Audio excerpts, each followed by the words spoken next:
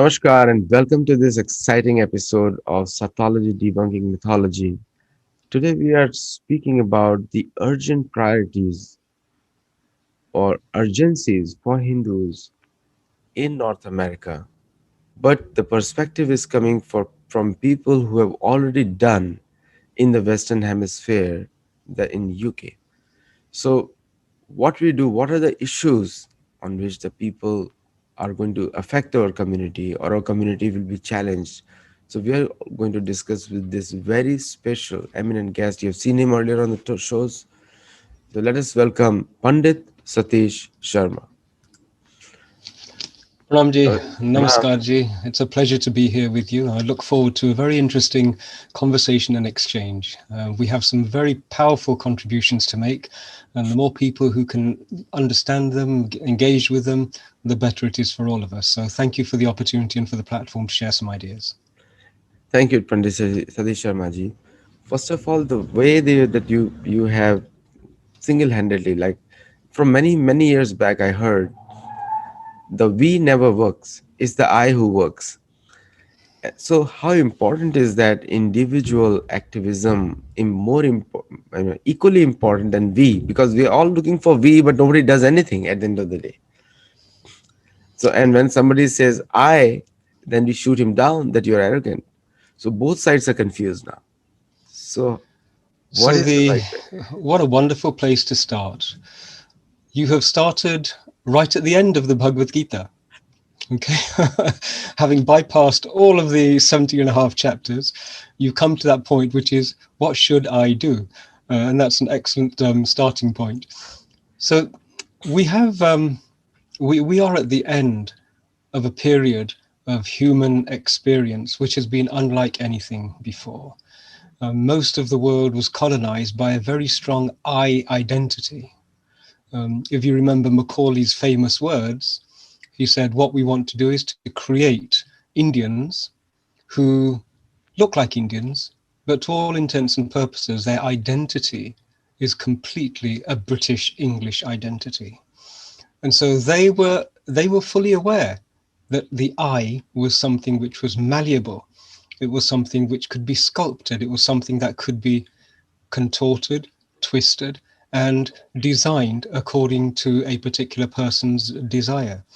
And they were very successful. I mean, right now, in this day and age, we have a huge number of people from the Indian civilization whose ancestors and whose genes are from ancient Hindu lineages, and yet their thoughts are completely the thoughts which have been received from an alien civilization, and they don't know it.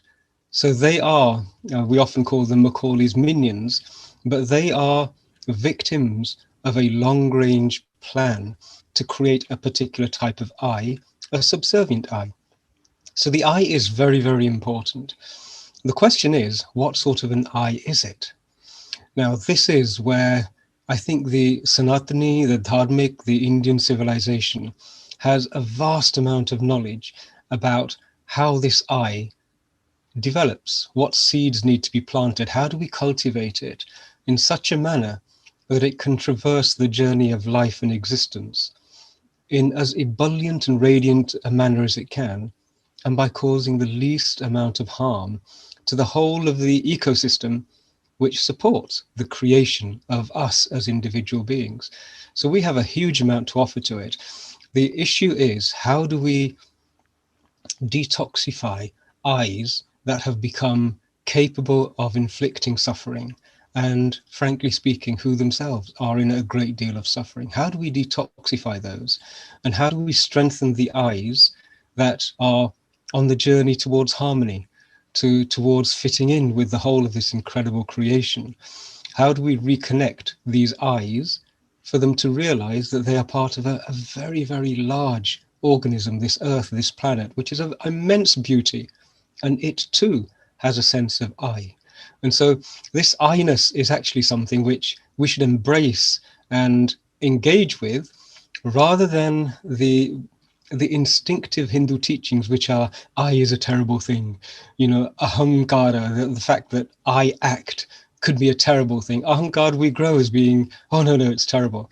But ahamkar, if it's in service of the whole and of every single life form, is a very, very valuable and immensely important I. On the battlefield, a particular type of I was necessary. And that's what the whole of the Bhagavad Gita is designed to try and achieve, a sense of I, but with a responsibility to the us. So I is super important. I don't think there's ever been a time when the I's that are being generated and spawning all over the place have been as confused as they possibly can. Um, I's are very important, and hopefully we can start to contribute and help heal many of the suffering I's and get them to work better in a manner which serves all of us. Great answer. And I think I learned in a very hard way from one of my teachers that when I used to say, we will complete this, and he would say, again, you're forgetting Bhagavad Gita. Because Bhagavad Gita says, Karishye Vachanam Tava. He says, tell me what I should do. And like that, everybody should hear what they should do. So it's a, then the thing begins actually, and then we can see that how collectively, when individually all of us do a responsibility, then collectively a bigger things are achieved. Now it's important to know what is the responsibility in this time. What times that we are facing, it's a new type of challenges. And when the enemy, unseen, unknown, but results are seen, what they do, actions. So through their actions you can know who is an enemy, not by the color of the skin or the face. So their actions are always proactive. They are there to agitate you. They are there to question you. They're there to demean you or humiliate you constantly. And either we keep reacting all the time, or we do something which is tangential, proactive, and doesn't give them a chance to act. So what is your viewpoint on that? Well, a great segue. I'm going to start from where does one act from? Because this, I think, is unique to the Sanatani perspective. And again, Sri Krishnji, his purpose was to try and encourage Arjuna to transcend all of his identities, all of the I's, such as I'm so and so's brother, I'm so and so's son, I'm so and so's Shisha, I'm a Kshatriya, etc., etc. All of these are individual identities. And what Sri Krishnji was wanting to do was to take him out of each and every one of those identities and say, hang on a moment, look at all of those from this particular place. Now, the particular place that he was being guided to is something which we are unique in that we have had probably the longest time on the planet to record how to access that place, how to situate yourself in that place. And once you're established in that place, then how to come out and use the eyes as means of communicating and of interacting. The eye then becomes an interface that you select according to circumstances. Now, in the Yoga Sutras, that place is so clearly defined. Yoga is identified very clearly. Yoga chitta vritta nirodha. The vrittis are in fact the threads which weave the fabric of all of the eyes. And what the Yoga Sutras teach us is there is a place where all of the vrittis become completely quiescent and tranquil. And from that place, you get a glimpse of what it is that you are when there are no vrittis present. So remember, no vrittis means no identities. Absolutely no identity, no identification with physical form, no identification with nation, with religion, with gender, with physicality. There is a place where all other identities cease. And so in that place, you get a glimpse of what it is that you really are. Now, once you've had a glimpse of what it is that you really are, you know that everybody else is also exactly the same.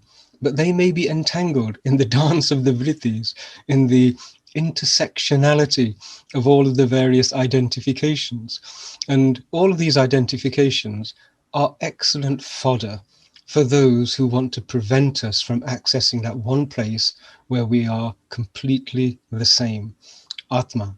And so when you work from that particular place, you can engage in the dance of vrittis without actually being trapped in those vrittis. You can engage with somebody who is determined to repeat what they have heard, that they are a particular religion. And you can engage with it knowing that what they are doing is they are replaying words and feelings that they have received from outside. And they're attached to those words and feelings. But those words and feelings are not necessarily the essence of what they are. So you can compassionately engage with anybody who is stuck in identity consciousness. Now, if you have a look at what's happening at the world, I don't think there's ever been a time when we have had so many of these vritti based identities competing and conflicting with each other. And not only are they conflicting, we seem to have developed systems in human society for generating more and more of these conflicting identities. And this is where I think we have a unique opportunity, but also a responsibility. Because if those of us who are part of a tradition which has mapped this territory before, if we are the ones who have this map on how to take a person from identity suffering to freedom from identity, we also have the responsibility. And we have to stand up, step up, and shoulder this responsibility because nobody else can and nobody else will. And so this is really the time for anybody who is connected with Sanatana Dharma. If they're engaged in exploration using Sanatana Dharma's toolkits, they need to finish that journey. They need to make rapid progress and get to the stage where they can actually say, actually, I understand and I know what Aham Brahm Asmi really means. I know what Tattvam Asi really means because I've had a tiny glimpse of it. So those of us who are from the traditions, we need to move on and not sit on our bottoms enjoying the material comforts that are so seductive. And those people who are stuck in suffering, they need to be given the support that we can give them. So Hindus, Buddhists, Sikhs, whatever it is, if you have the gems, the seeds of Sanatana Dharmic understanding, it's time to step up and engage with society's problems. There is no problem which is afflicting human society on the planet at the moment for which we haven't encountered in our 17,000 plus years of existence and codification. So we really do need to step up and engage and act. That's the key. We have to step up and act now in every field, every sphere, every arena, every forum. We need to be present, contributing a dharmic perspective. Recently, I was called by some California state education department to work on their textbooks, Hmm. and they found me from Satology books, and they said we're inviting you for helping us. They were shy, and I participated in a large group of gathering of people there who were from multiple religious backgrounds. Most of them openly opposed putting the history of Hindus in America in their textbook. Hmm. And the Indian word was accepted, but when I pointed out that the word Indian doesn't mean anything other than the colonial name of India, it doesn't mean anything with the people or the culture. And if you look for majority of people from India into this country, is hardly 4 million or 4.5 million. But there are more Hindus in America than people who come from India. There are Hindus in America from Africa. For last 3 generations, they are from Africa. They are from South America, Barbados, or Trinidad, Tobago, and many other parts of the world, Jamaica. Now, and there are other Hindus who are from Europe also, who have come and settled in USA. So if you calculate the overall Hindu population, then Hindu is a unique identity in its own and a much larger number. And I'm not even counting those yogis who claim to be connected to Rishikesh. And that is a huge number. Rishikesh is one of the most popular yoga destinations for most Americans. In fact, sometimes in 2 years back, someone from the UP government official said that we have more Americans than any part of India, and they're all yogis. and they're sitting in different parts. So my question to you is, given this attitude, w- what the Indian community needs to do in USA to protect their own identity, because they're all sleeping, looks like. Well, the the trope of the sleeping Hindu is very famous. You know, I've seen comedy sketches where people go, "Shh, Hindu so raha hai." You know, the Hindu is asleep. Don't disturb him.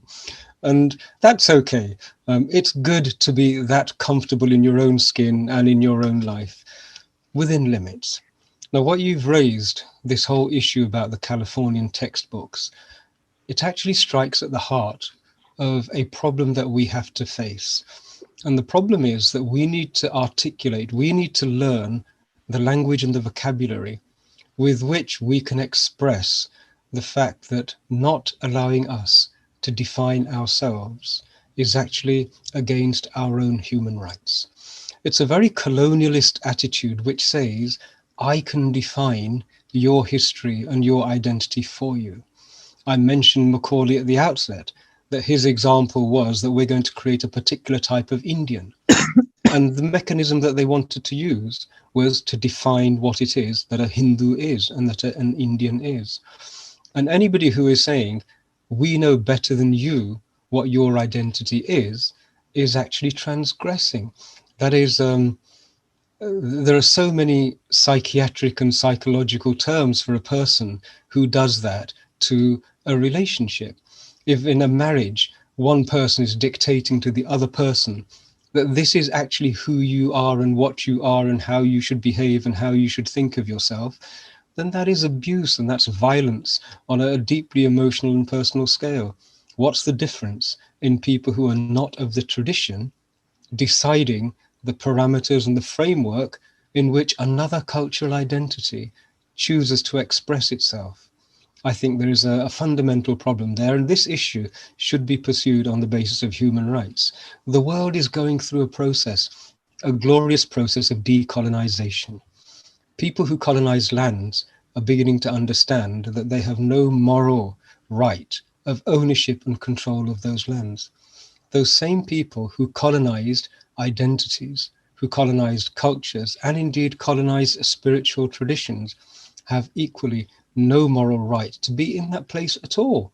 And one of the things that our community is now beginning to learn is rather than engage with the intention of educating, when somebody has transgressed across a boundary and taken up residence in your home, whether it's physical or whether it's emotional or whether it's intellectual, you don't engage in a conversation until you have thrown them out. They have to be ejected from that place because they have no right to even contribute or participate in that place. You know, this is one of the classical things about Hindus. Wherever we go, we have self managing communities. You know, we have communities which by and large can be transplanted into any fertile soil, and we will create a thriving, prosperous, very humanist, very open and friendly, and quite civilized society. And because we can do that, we actually really don't need to have anybody else telling us what we should be doing unless they have exceeded our capacity to do that. And if they haven't, and they are interfering and they are interlopers, then really somebody needs to explain to them the principle of, I think it's called the white savior psychosis, the automatic assumption that you have some sort of moral and intellectual superiority, completely unscrutinized and completely not based or established on any foundation of validity. That's white savior attitude is defunct. It belonged to the last millennia. It's no longer of any use and it's actually of harm. And so I would suggest that anybody who is denying a Hindu the right to call themselves a Hindu and to describe and determine what a Hindu is actually inflicted. They have a colonialist mindset and they really do need to be removed because it's an act of harm. I would say it's an actual act of cultural colonialism. Now I'll disclose you the identity of people who oppose the word Hindu. Yeah. These are our prominent Indian Americans who actually opposed me in that group as well.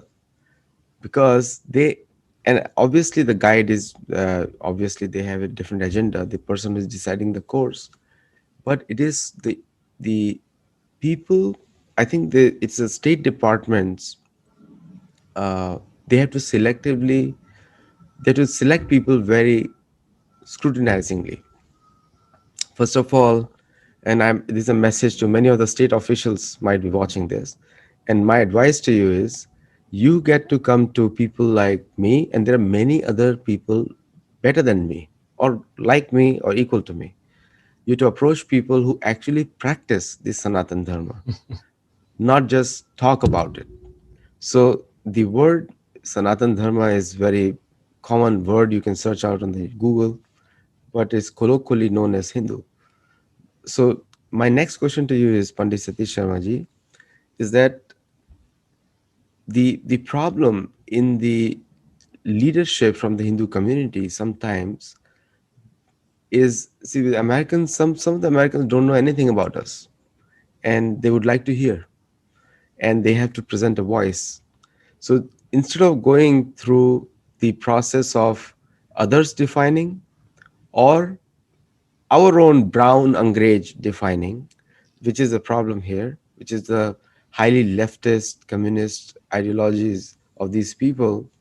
They, the words that they choose is, Punjabi is fine, the Jain is fine, and the Buddhist is fine. Buddhist is also not fine nowadays, but so Jain is fine. But when you say the word Hindu, that's where they have a problem. So You see, it's a wonderful conundrum, and it's not just confined to Indian origin Americans.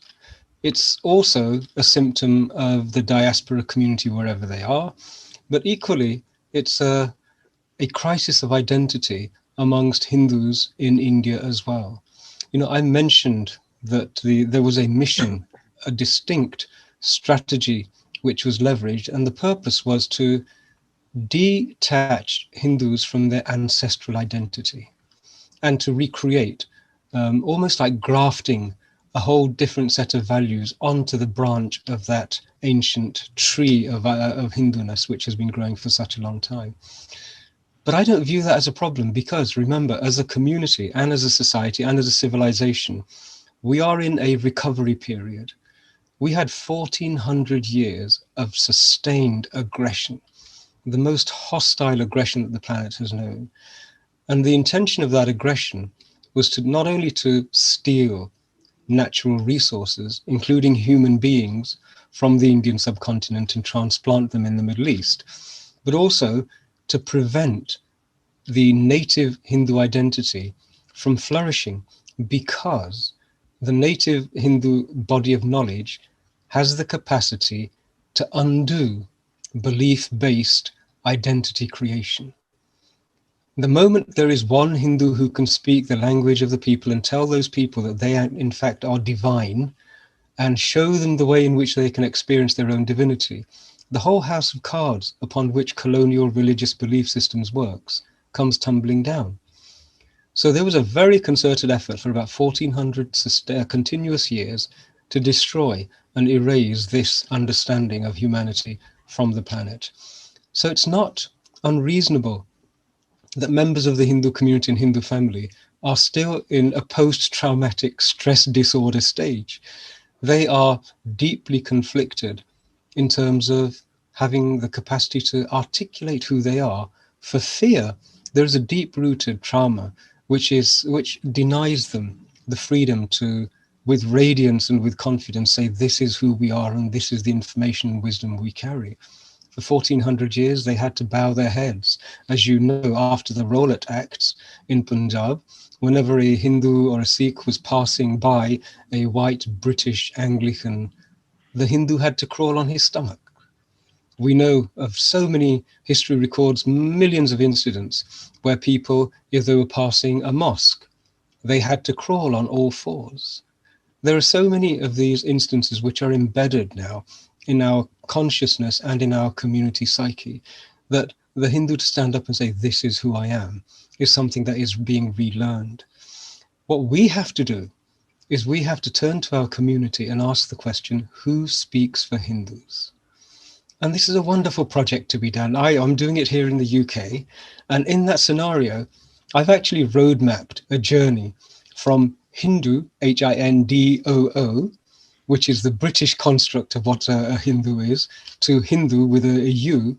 And there are steps of recovery on that journey.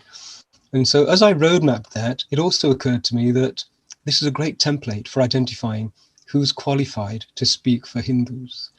There are numerous people who are not of the Hindu tradition, they're not Indian origin, and yet they are more qualified to speak on our behalf than many people who, on paper, look as though they should be speaking, but actually the moment they open their mouths and start to say things, you can hear this is Hindu speak, spelt with two O's at the end. One of the other caveats, one of the warnings that I'd like to sound though, is that there are established vested interests who do not want Hindus to work this out for themselves. There are groups who are very happy to be able to tick the diversity of opinion box, the diversity of appearance box, without having the discomfort of having to handle the diversity of opinion reality.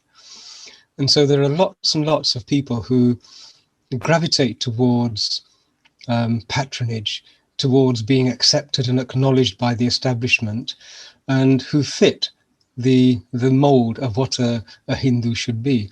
I call them Hindu eye candy, in that they are there to give credibility to the appearance of diversity whilst not having to deal with the reality of it.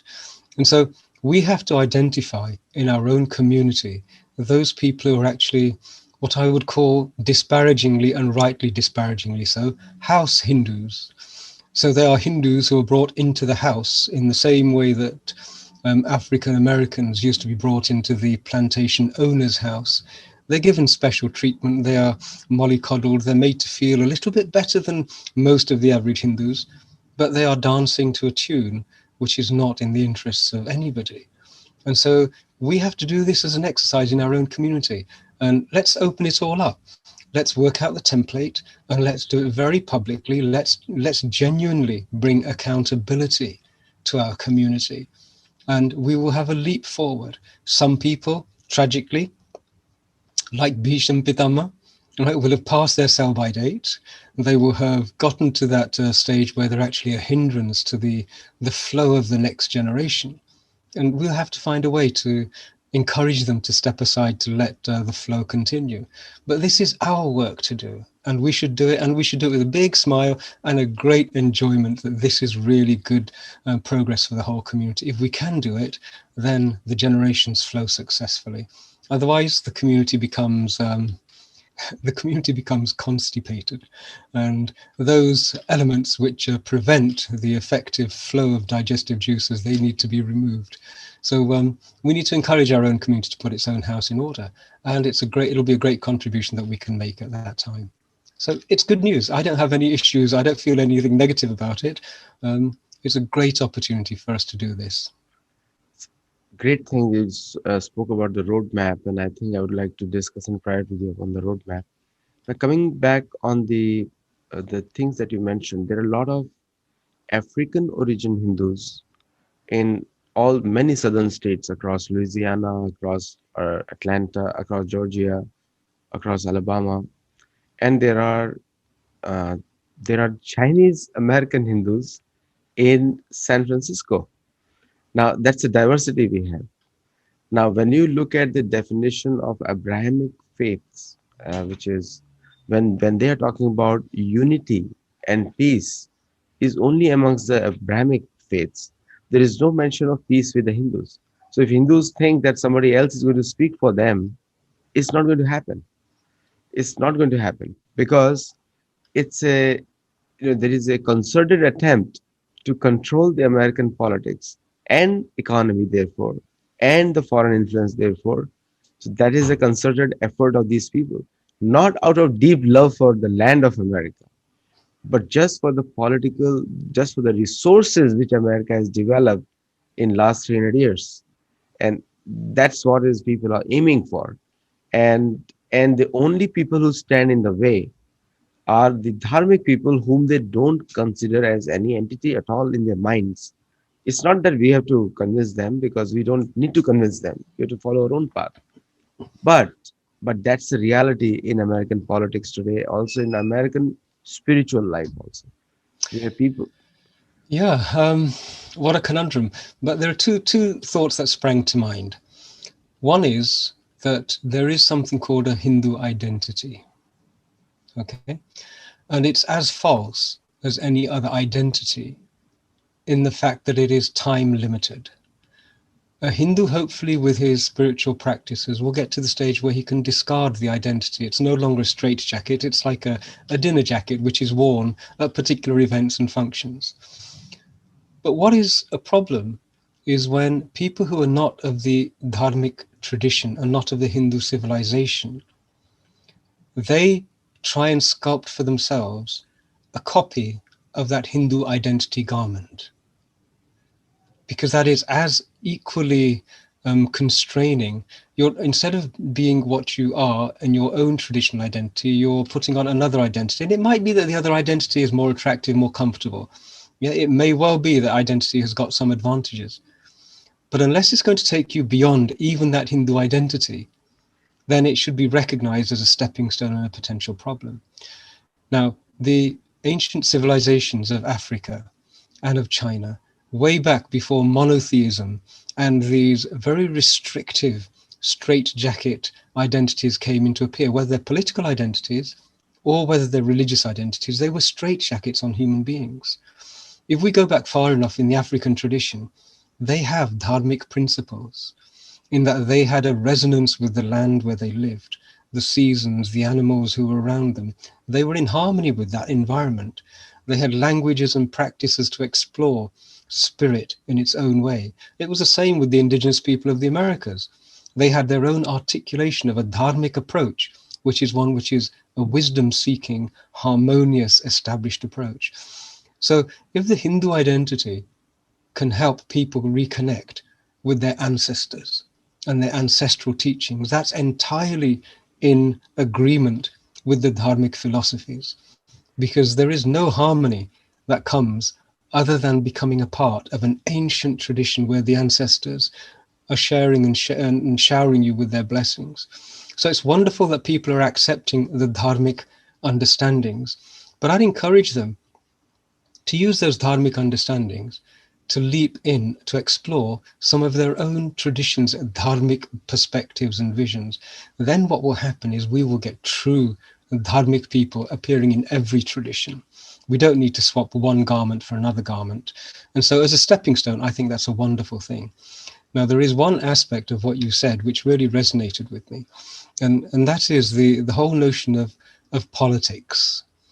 Now, we have physical bodies, and physical bodies are sustained by a physical environment. The food processing chains, the ecosystems which go towards maintaining a healthy body, but also an environment in which we can give birth to more healthy bodies. That's vitally important, and that is all about physical resources. It is absolutely and eminently dharmic to engage in the manner in which those physical resources are allocated, are harnessed, are deployed for the benefit of society.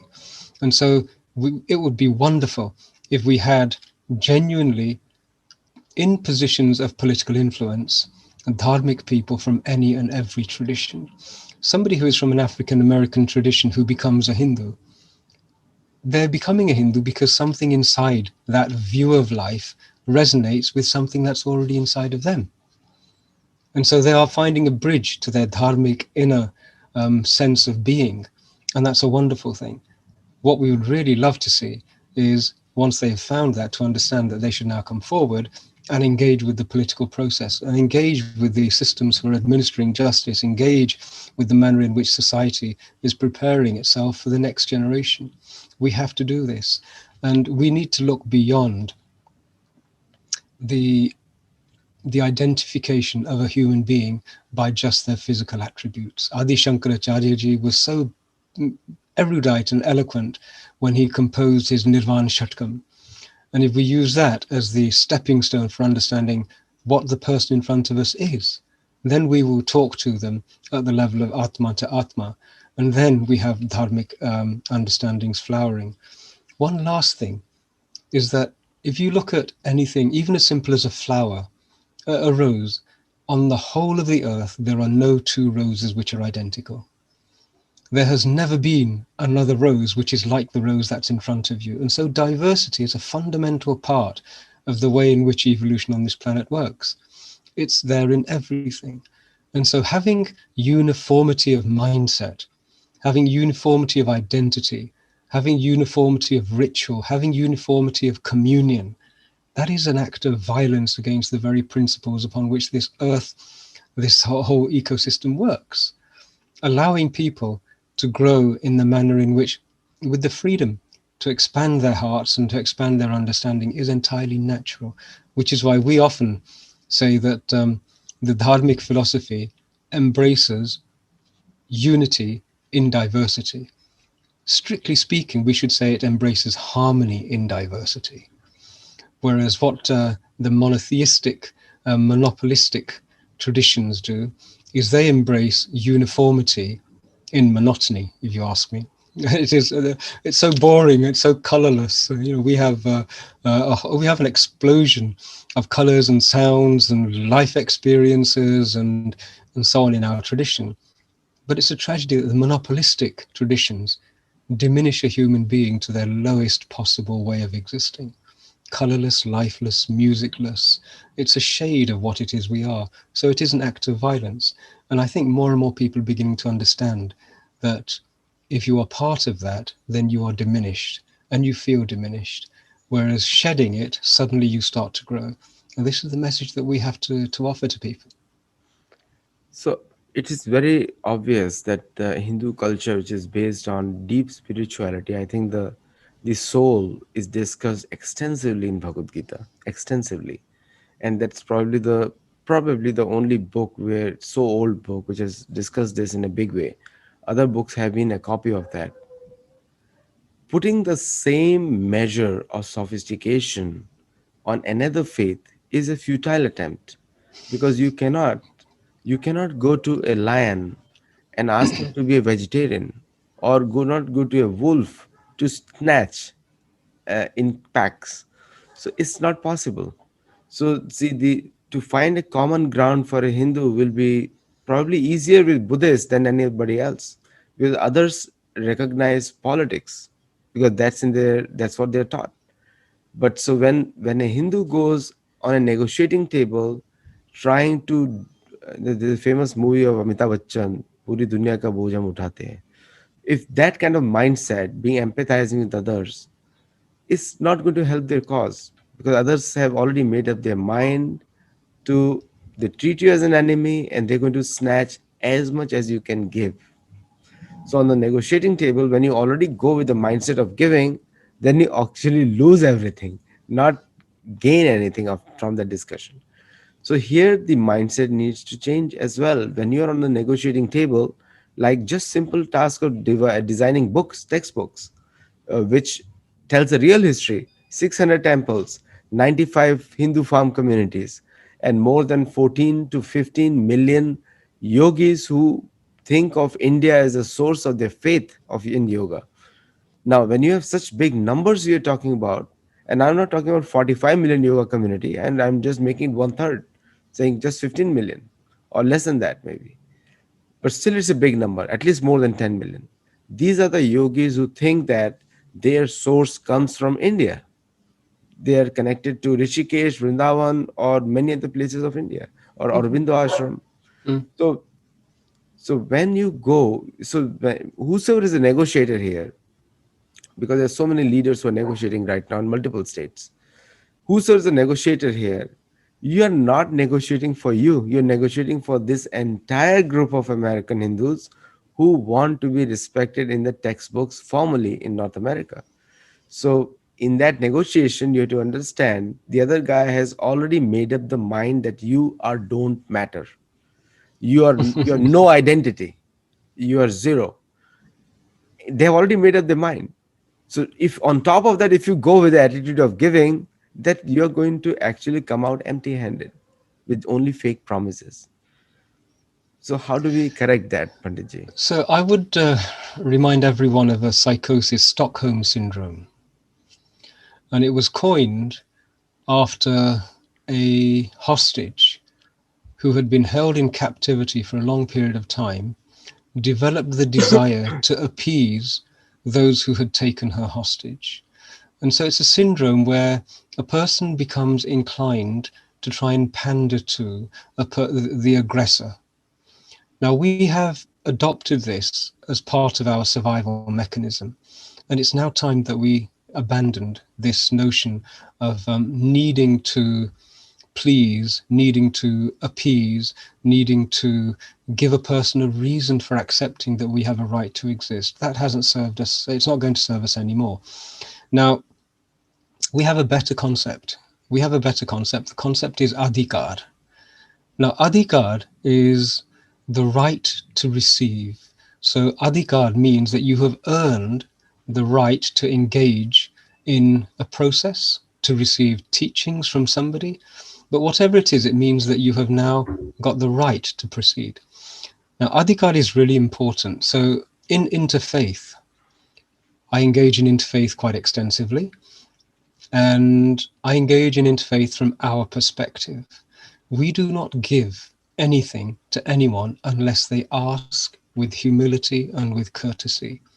Because by demonstrating humility and courtesy and respect, they then show that they have adhikar to receive an answer that we will give to them.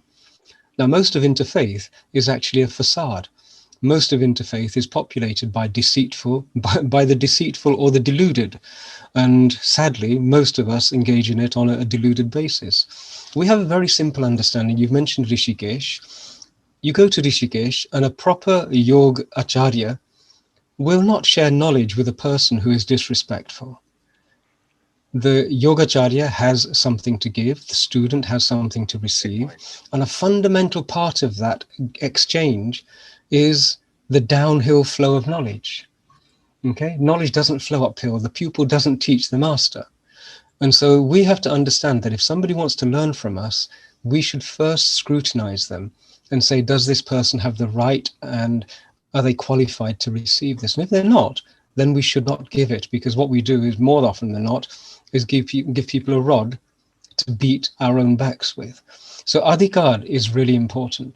Now, when it comes to adhikar, you have to be wary of the Indologist, who is the professional scrutinizer of the process of teaching.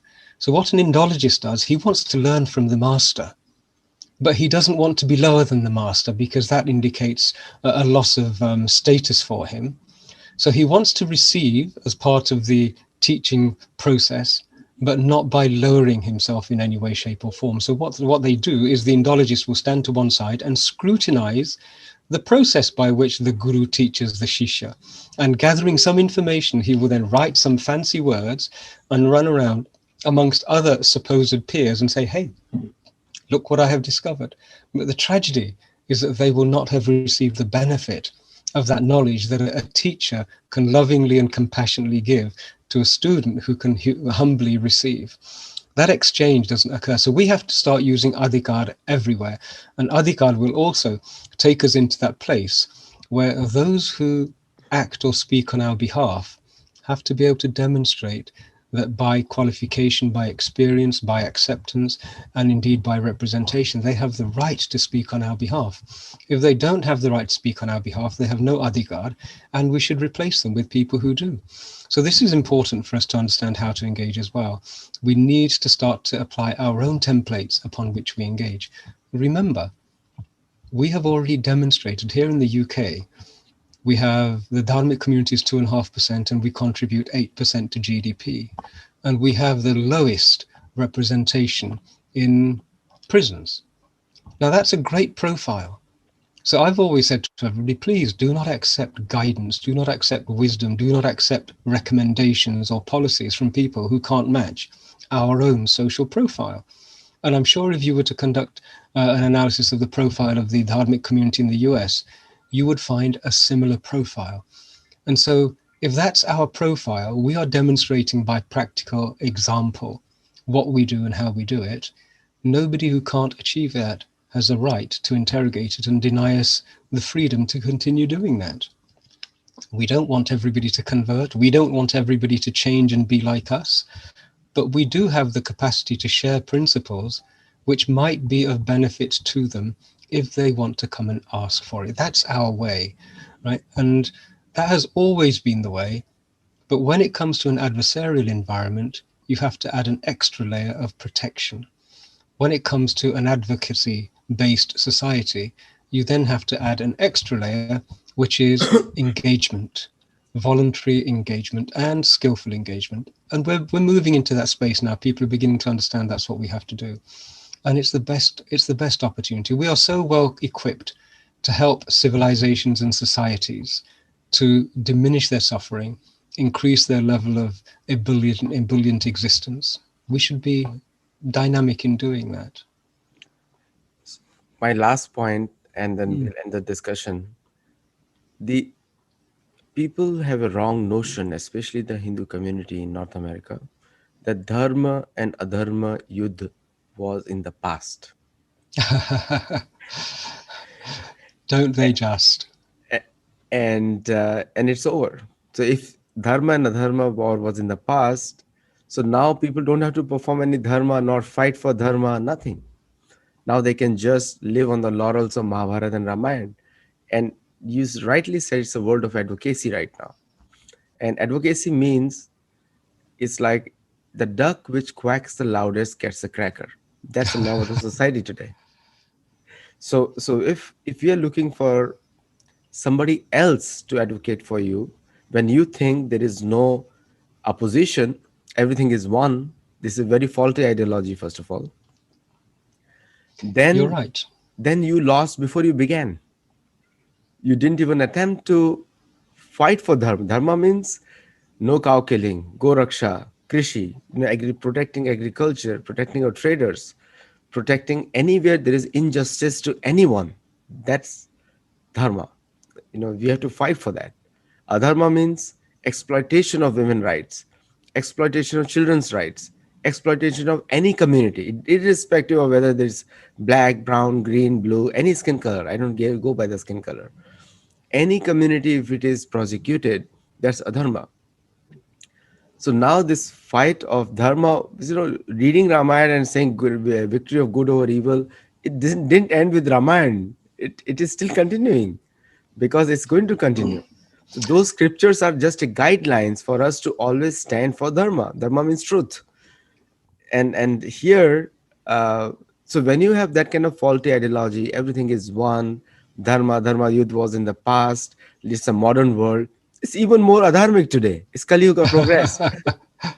So, Well, yeah, and if I can share something, we, at an individual level, everybody is on a journey of spiritual evolution. And we learn the four purusharth, right? In our early stages, we have the stages where kam, i.e., passions, are dominant. And then we have the stages where arth, the desire for material abundance, is something we're working with. But then we move to the stage of dharma, which is how does harmony fit in to kam and arth? And then when you work that out, we have the capacity to abandon all of those desires and just exist in tranquility. But what happens when people with that philosophy come to a society which has never discovered that there is a third stage, i.e., dharma? They are completely in a circular existence, oscillating, going around this roundabout, calm and earth, passion and wealth, passion and abundance, passion and materiality. When you have a circle established like that, and it's people who don't know that there is actually a third stage that we can move beyond, they might sense it's there. They might have an instinct that there's something else, but they don't have the steps on how to break that circle and move into it. We have to contribute that. But in order for us to contribute that, we need to recognize that the Samudra Manthan is eternal.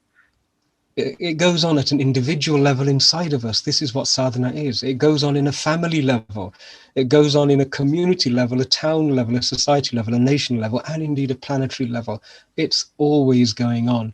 And it always will go on because it has to go on to keep the cycle of existence going. And so we have to recognize that not only do we do sadhana for our own evolution to transcend karma and arth and move into dharma and moksha, We have to do that on the level of our communities and the level of our society.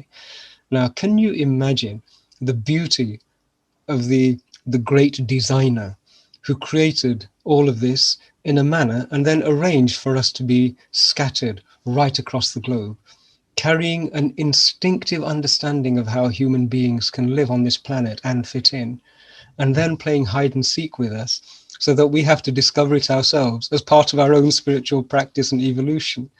You know, there is no getting out of this.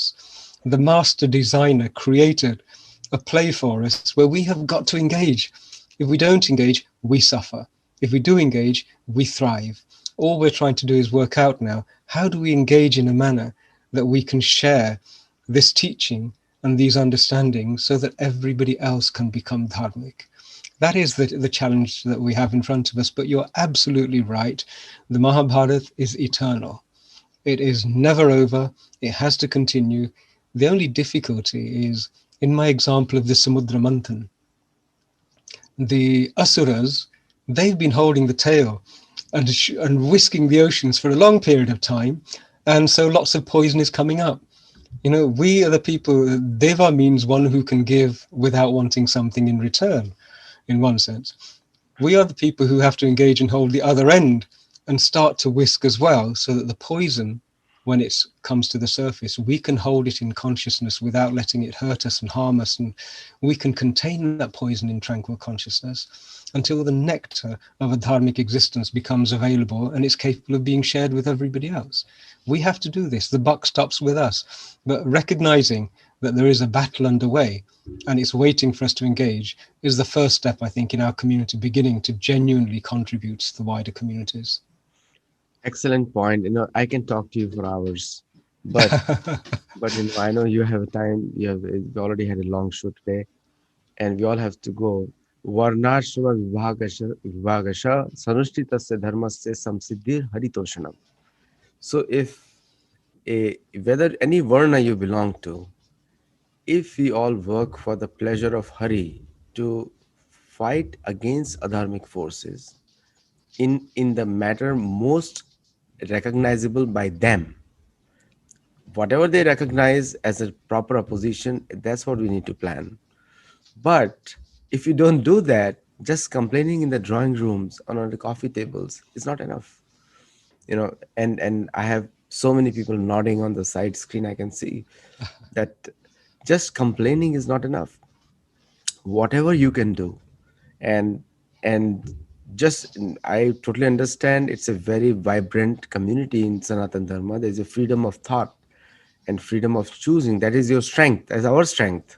It It's not is. it's not a weakness, but there is a common purpose for the entire community to fight against all these adharmic forces. And I see many times communities unite. So I totally don't agree that Hindus are not united is a fact, because Hindus are united. But if we do not act in the right direction, then we appear as disunited. Well, And part of the, yeah, if I may, part of the colonial baggage was that an environment was created where we had to fight amongst our own brethren communities in order to survive in that model. And there is still an element of that as an overhang. You know, we are moving from what I call survival mode. We're currently transcending revival mode, but we have to complete this to move into thrival mode. And what that requires us to do is to move from not only just aspiring to be united, but learning to cooperate. If we can move into a place where we're cooperating, the benefits will be absolutely phenomenal. And that's all the dharmic community needs to do, to learn how to cooperate with each other in support of the much larger vision.